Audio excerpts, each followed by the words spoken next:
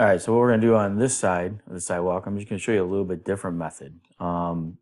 This one's got some intersecting where I'm intersecting an elevation here, and if I turn on my original ground contours, I can see that I also have some elevation points here and here. Now, it looks like I want to match the elevation here and I want to match the elevation here. So we spent the time to elevate those contours, which is good. And what we're going to do is first I'm going to come in and let's go ahead and turn off our sidewalk. So we just have this line here that we want to work with. And I'm going to use the CAD and use the trim. All right, so I'm going to trim this back so that this line here is trimmed off at this particular spot right there. And let's move this guy over a little bit, give us a little more room. And then I'm going to come down here and do the same thing, make sure pick my trim line here. And then the line I want to trim is there, okay?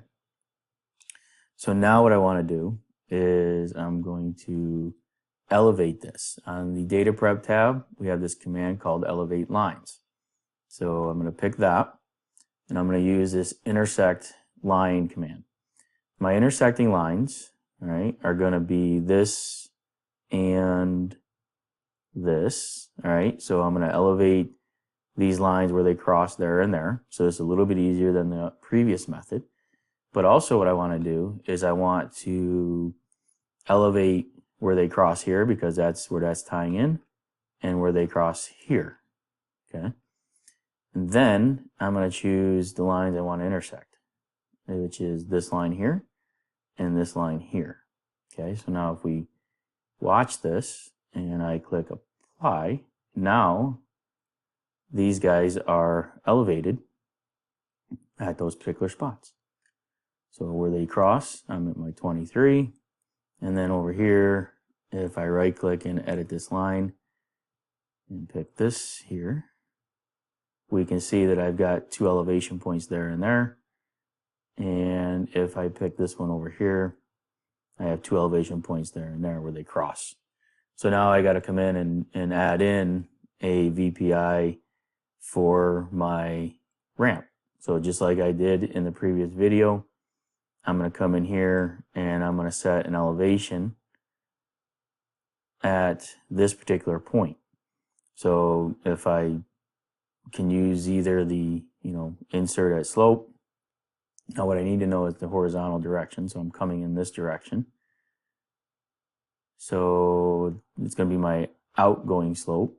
When I go back to vertical, I'm going to add a VPI. Outgoing slope at this point here is going to be a negative 5%.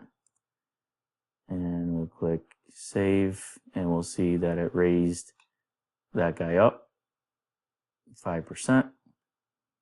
And then I could do the same thing on this other line over here. So I come in here and pick this one, DTM, add. Let's check my slope, my direction. So we're going out, so this is going to be my incoming slope. So my incoming slope at this particular point will be 5%. And now we've raised that up there.